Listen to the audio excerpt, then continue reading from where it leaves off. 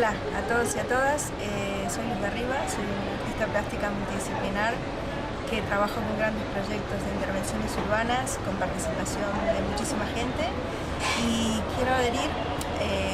fervientemente de todo corazón a esta iniciativa que me parece maravillosa en nombre del sentido común, en nombre de la cordura que necesitamos para este mundo y para que la gente, bueno, las personas que tienen el poder de cambiar las cosas en este mundo también, digamos, hagan un examen de conciencia para que no haya más guerras, para que no haya más violencia y para que gobierne la cordura. Este proyecto enamorante, estimulante y que nos da muchas ganas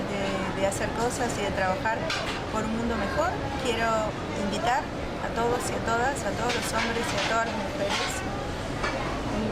a apoyar esta marcha, a seguirla en la medida de sus posibilidades y a trabajar precisamente por eso, por un mundo sin guerras, por un mundo mejor.